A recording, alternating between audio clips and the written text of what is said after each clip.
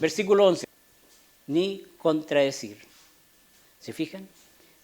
Cuando nosotros, como cristianos, estamos en la palabra, estamos aprendiendo, tenemos la posibilidad de levantar la defensa. ¿Ya? No nos vamos a ir a pelear, ¿cierto? No estamos diciendo vamos a agarrar y vamos a ir a pelear. No, no se trata de eso. Tú tienes las herramientas para poder defender la palabra. ¿Ya? Entonces dice, os daré palabras y sabiduría que todos vosotros, que vuestros adversarios no podrán contradecir ni resistir. ¿Cierto? Dios nos enseña y nos capacita, pero si estamos aprendiendo de la palabra. Y por eso que todos tenemos la posibilidad si estamos leyendo la Biblia. ¿Cierto? Nosotros solamente somos una guía el domingo. Eso no quiere decir que usted no lea en la casa, pero si usted lee, obviamente se va aprendiendo, memoriza, guarda información y Dios la trae cuando la necesita. Esa es la función del Espíritu Santo, recordarnos. ¿Ya? Esa la anoté. Bueno, dice que los cuales fueron aprobados por los apóstoles, quienes oraron impusiéndoles las manos para que desarrollaran esta labor.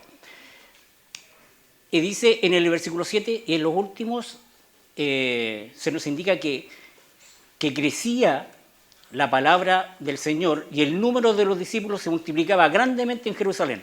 También muchos de los sacerdotes obedecían a la fe.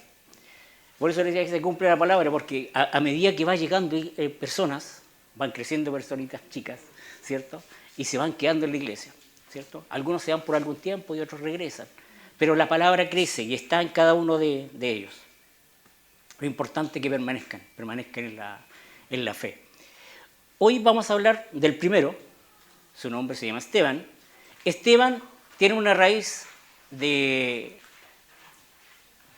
la antigua Grecia, derivado de la palabra Estéfanos. ¿Dónde está Estéfanos? No está por ahí. ¿Cierto? Que significa corona o guirnalda. No es porque la guinda de la torta, no. Es porque significa triunfo, reconocimiento. ¿Ya? El significado de Esteban, coronado, también se lleva a cabo como la connotación del honor y distinción por el hecho de que fue el primer mártir de la iglesia.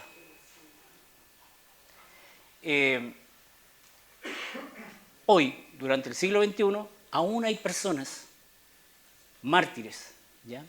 Estuve googleando ayer y en los lugares que más mueren cristianos es en Pakistán, Nigeria, en China, Filipinas, la India, Corea del Norte, Camerún, África y los estados islámicos. Incluso en Sudamérica, Bolivia, tiene antecedentes que han matado cristianos, ¿ya? Por llevar el evangelio. Si nos vamos al libro de Hechos, versículo 8 en adelante, dice arresto de Esteban. Y dice, y estaba Esteban lleno de gracia y de poder, hacía grandes prodigios y señales entre el pueblo. Entonces se levantaron unos de la sinagoga llamada de los libertos y de los de Cirene, de Alejandría, de Cilicia y de Asia, disputaban con Esteban. Pero no podían resistir a la sabiduría y al espíritu que hablaba. Entonces sobornaron a unos para que dijesen que le habían oído hablar palabras blasfemas contra Moisés y contra Dios. Y levantaron al pueblo, siliviantaron al pueblo y a los ancianos y a los escribas, y arremetieron y arrebataron y le trajeron al concilio. Y pusieron testigos falsos que decían, este hombre no cesa de hablar palabras blasfemas contra este lugar santo y contra la ley. Pues le hemos oído decir que Jesús el Nazareno destruirá este lugar y cambiará las costumbres que dio Moisés. Entonces todos los que estaban sentados en el concilio, al fijar los ojos, le vieron y su rostro era como el de un ángel. ¿Qué encontramos acá? Como partimos diciendo en el versículo 3, Esteban estaba lleno de gracia y de poder y hacía grandes señales entre los pueblos. Esteban está contado entre los 7 diáconos, ¿cierto?, que vimos la semana pasada. Esteban estaba lleno de gracia, lleno de poder, varón lleno de fe y del Espíritu Santo. Si vemos el versículo 3, dice, cuando buscan a las personas adecuadas para este cargo, dice que eran hombres, buscar entre vosotros 7 hombres de buen testimonio, llenos del Espíritu Santo y de sabiduría, en quienes encarguemos este trabajo. Más adelante, en el libro de Timoteo, en primera, versículo 3, dice que deben buscar hombres para tener el requisito de obispo, ¿cierto? Y que dice que deben ser aptos para enseñar, marido de una sola mujer, ¿cierto? Decoroso, prudente.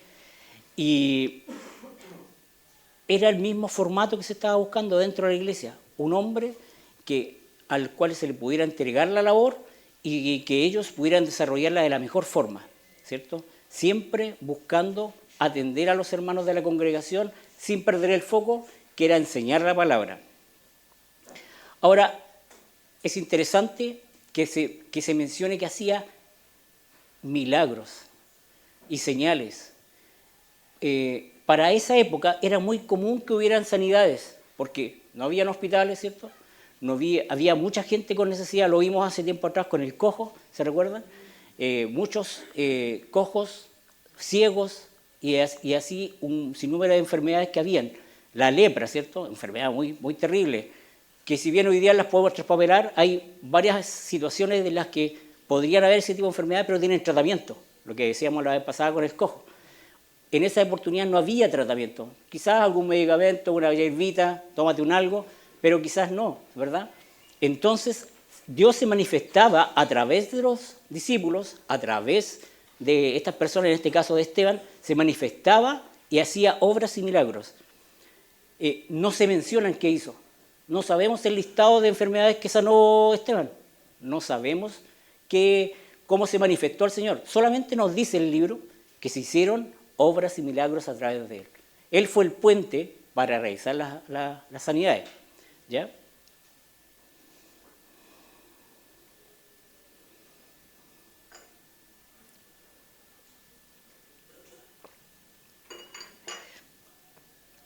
Entonces, de esta forma se realizaban las sanidades. Ahora, ¿qué cosa es importante? Dice que estaba lleno de fe y poder. Yo no puedo ir y orar por una persona que me puede pedir que ore por él porque está enfermo si yo no tengo fe en Dios. Sería ridículo, ¿verdad? Porque si alguien se puede acercar a mí y dice, ay, que estoy enfermo, o yo lo veo que está demasiado malito, y le digo, oro por usted, pero yo oro en el nombre de Jesús, pero yo oro en fe a Jesucristo para que Dios lo sane o le mejore las dolencias, ¿verdad? Entonces dice que estaba lleno de poder, es decir, que su fe firme en la cual era capaz de hacer grandes cosas. Quienes están llenos de poder porque han creído en Jesucristo. Su fe lo llevó de tal manera a que hacía cosas increíbles.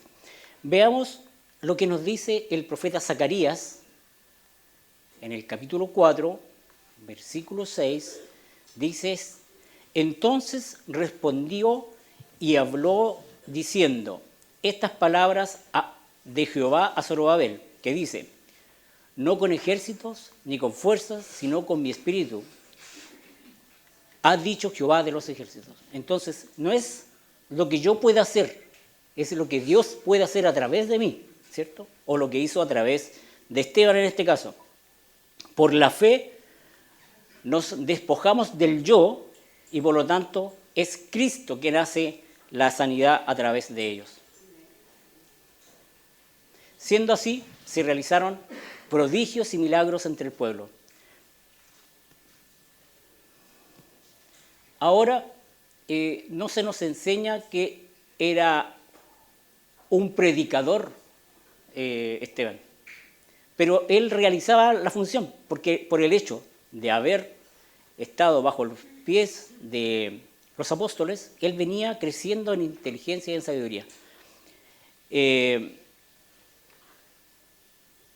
Veamos lo que dice Primera de Corintios, capítulo 12, versículos 10 y 11.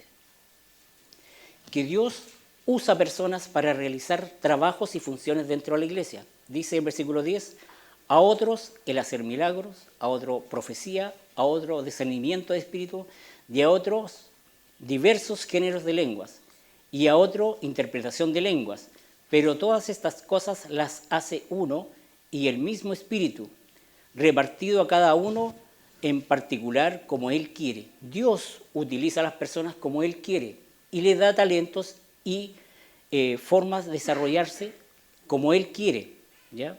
A unos, como el pastor, para enseñar, a otros para tocar, ¿verdad? A otros para predicar, para evangelizar. Pero eso es una cosa que Dios utiliza. Ahora, si encontramos a uno que la haga toda, súper, ¿cierto? Pero no queremos quemar a esa persona, queremos que se desarrolle de la mejor forma, ¿ya? Esa es la palabra correcta. Y estas señales seguirán a los que predican, sino también a los que creen. Veamos lo que dice Marcos, capítulo 16, versículo 17. Y dice, y estas señales seguirán a los que creen. En mi nombre echarán fuera demonios, hablarán nuevas lenguas. ¿Se fijan? En los que creen, los que tienen fe en Jesucristo. Versículo 9 dice, entonces se levantaron unos de la sinagoga llamada de los libertos y de los de Cirene, de Alejandría, de Cilicia y de Asia, disputaron con Esteban, 10, pero no podían resistir la sabiduría y el espíritu con que hablaba. Ahora, ¿quiénes son estos? Los libertos se tratan de judíos esclavos por Roma, que fueron capturados por Roma, que nacieron quizás bajo el gobierno romano y que en algún minuto dejaron de ser esclavos y fueron libres. Y se les llamaban los libertos, tan simple como eso, ¿ya? Los liberti, en otras partes. De ahí su nombre. Los de Cirene, básicamente, vienen de Cirene, son judíos procedentes de Cirene. Esto es del lado norte de África. Y se reunían en una sinagoga en Jerusalén. Los de Alejandría vienen de Alejandría, que hoy puede ser el Cairo, en Egipto. Y estaban bajo el Imperio Romano. Los de Cilicia venían de Cilicia, provincia ubicada en Asia Menor. Y los de Asia no son los que nosotros conocemos hoy día como asiáticos. Ellos son los que vienen de Turquía, de ese sector del país. Nota al margen. Básicamente las iglesias se establecieron justamente en estos mismos lugares, ¿ya? Porque habían judíos, habían sinagogas, ¿ya? Se juntaron en Cilicia, viene Lucio de Cirene, lo han mencionado, ¿cierto? Marcos llegó hasta Alejandría, el evangelio creció de tal manera que en todos estos lugares se establecieron iglesias.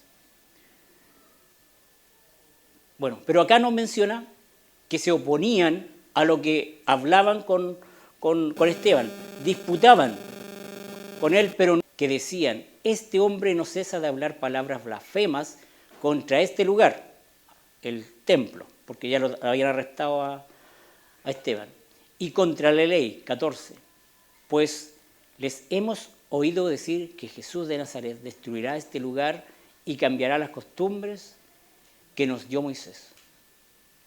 Es exactamente lo mismo que hicieron con Jesús. Veamos, volvamos a Marcos, capítulo 14, del 55 al 59.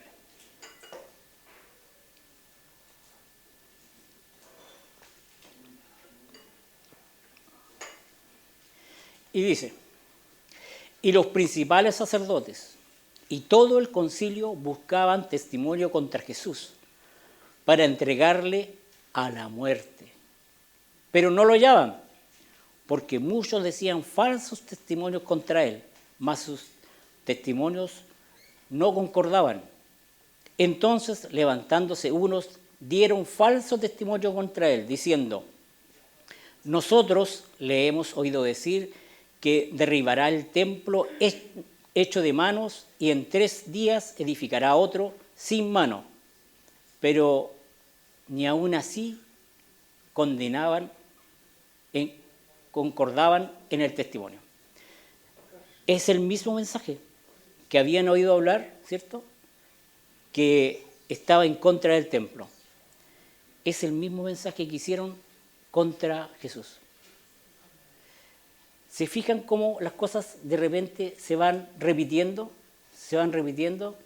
Y aún así, los líderes vieron lo que había pasado con Jesús. Ellos maquinaron la muerte de Jesús. Ellos lo quisieron sacar, hacer a un lado, callarlo, porque les era un estorbo a las costumbres. Lo que hace la religiosidad. Exacto, gracias. Es mantener costumbres, ¿ya? Y cuando usted se las quiere cambiar, no quiere. El foco era Jesús, Él estaba creciendo y ellos querían silenciarlo de alguna forma, hasta que lograron hacer un juicio falso. Ahora nos encontramos con Esteban, un hombre lleno de fe, lleno de poder, que estaba haciendo milagros, pero no para él, no lo estaba haciendo en beneficio propio. ¿Y qué quisieron hacer? Callarlo. Este no es estorbo, ¡pum!, vamos, cortémoslo. Hicieron un juicio falso, tal cual como lo hicieron con Jesús. Pero aquí ocurre algo sorprendente. Versículo 15 dice: entonces todos los que estaban sentados en el concilio, al fijar los ojos en él, vieron su rostro como un rostro de un ángel. La pregunta es, ¿alguien ha visto un ángel? Yo creo que nadie, ¿cierto? Todos nos imaginábamos el ángel con alitas blancas, una aureola arriba, porque así nos los han pintado, ¿cierto? Así nos dijeron que era. No tenemos idea cómo era un ángel. Pero usted piense, cuando usted ve una buena persona y que le da la impresión de que es santo, ¿cierto?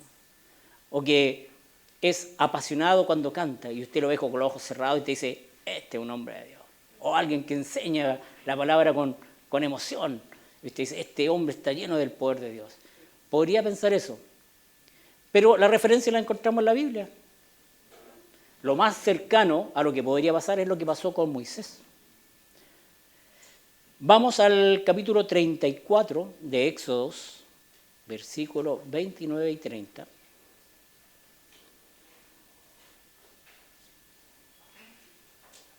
Dice, y aconteció que descendiendo Moisés del monte Sinaí, con las 2 tablas del testimonio en sus manos, al descender del monte, no sabía Moisés que la piel de su rostro resplandecía después de que hubo hablado con Dios. Y Aarón y todos los hijos de Israel miraron a Moisés, y he aquí que su piel y su rostro era resplandeciente, y tuvieron miedo de acercarse a él. Es lo más parecido a lo que tenemos al resplandor de un ángel, porque su rostro era diferente. Él tenía una pinta diferente, ¿ya? Su rostro había cambiado. De haber estado 40 días escribiendo, le costó porque las había quebrado antes, ¿cierto? Que no le había costado nada, pero ahora sí, Dios le dictó las leyes y tuvo que hacerlas a mano.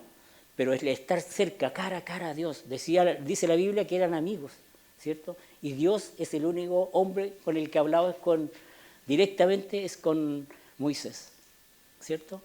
Entonces, eso es lo que podríamos imaginarnos. Nos imaginamos un tipo que está sentado, siendo condenado y que tampoco se estaba defendiendo todavía, a un hombre que estaba así como el gatito de Shrek, ¿cierto? ¿Sí? Pero el gatito pone carita de pena, ¿cierto? Para que le tengan... Pero no, él debe haber estado sentado ahí y su rostro debe haber sido de tal magnitud que no podía... Se hizo una copia.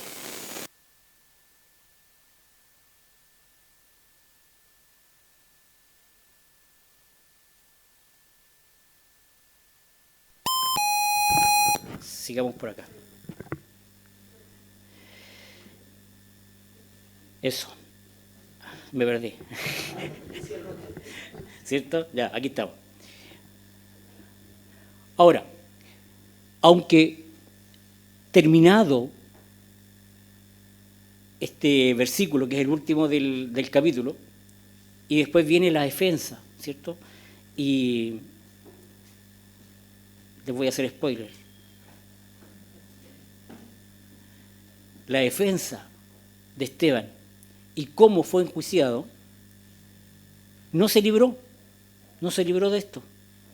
pero su rostro, esperando la condena de lo que iban a decir en contra de él, era igual que Jesús. Cuando interrogaron a Jesús, dice, ¿tú no te defiendes? No, estaba calladito, ¿cierto? Con todo lo que decían los demás, y decía, ¿y no te defiendes? Estoy ahí, estoy tranquilo. ¿Por qué? Porque estaba lleno del Espíritu de Dios. Él confiaba en Dios. Pese a todo y a pesar de todo lo que podría venir después, él tenía una confianza inmensa en Dios. Él confiaba en Dios, tenía fe en Dios. Me libra para bien o me libra para mal, pero Dios, tú tienes el control de todo. Ahora, en conclusión, al final del relato podemos ver que las mentiras, ¿cierto?, que hablaron en contra de Esteban estaban aumentando. Y quizás iba a tener un desenlace distinto al que uno podría esperar, ¿cierto? Como en cualquier película, no. Vamos a hacer lo posible y en el último segundo llegó el testigo clave y se salvó. No, no va a pasar eso, ¿cierto? Es típica la película, en el segundo que ya van a pegar el martillo, pero no va a pasar eso. Pero lo importante acá es que no pudieron resistir al Espíritu Santo que estaba en Esteban. Esteban era un hombre lleno de poder del Espíritu Santo. Estaba lleno de sabiduría de Dios, lleno de confianza en Dios. Ese es el mensaje. Ese era un Esteban, un hombre que le creía a Dios, le creía a la palabra. Ahora la pregunta para nosotros son varias. ¿Cómo nos presentamos al mundo con el Evangelio, el mensaje del Evangelio? ¿Cómo nos presentamos nosotros? ¿Estamos preparados para prestar defensa? ¿Qué mensaje estamos comunicando con nuestra vida? ¿Cierto? Más allá de lo que yo le pueda decir, ¿cómo yo le comunico con mi vida, con mis hechos, con mi estilo de vida? ¿Cómo lo comunico? ¿En quién vas a poner tu confianza?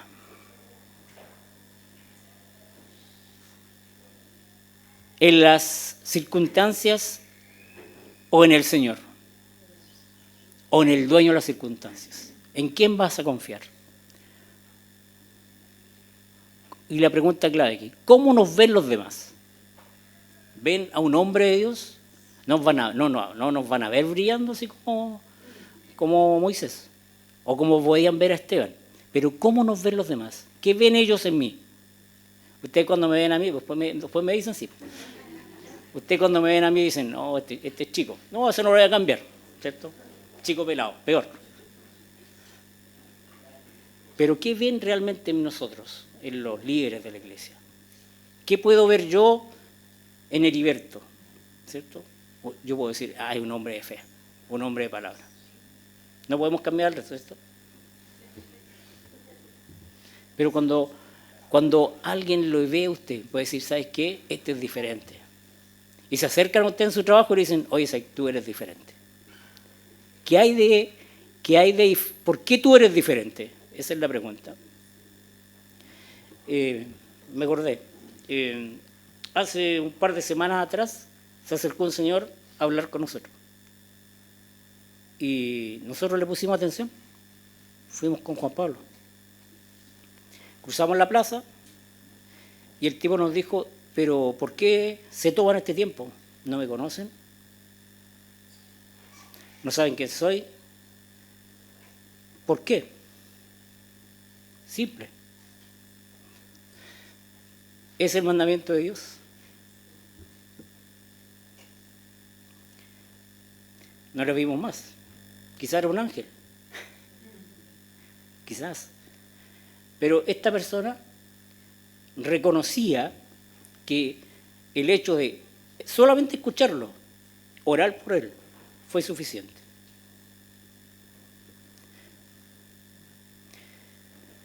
Entonces, ¿cómo nos ven los demás? ¿Qué ve mi hermano? ¿Qué ve mi hijo? ¿Qué ve mi esposa? Yo sé que no soy el hombre perfecto, ¿cierto? Pero quiero ser diferente. Y la única forma de ser diferente es a través de la palabra, ¿cierto? ¿Por qué estos fueron elegidos porque tenían convicciones claras, eran hombres de fe, hombres de la palabra, ¿cierto? Para servir a la iglesia, para servir a las viudas, con un propósito determinado. La reflexión es cómo yo muestro a Cristo en mi vida, ¿cierto? Cuando yo comencé diciéndole que había mártires aún ahora en el siglo XXI, y bastantes, era que quizás yo no voy a llegar a ser un mártir porque, gracias a Dios, en Chile nuestro evangelio se puede predicar libremente todavía, ¿cierto? Ya existen tendencias a que tengamos que ser más tolerantes frente a algunas situaciones.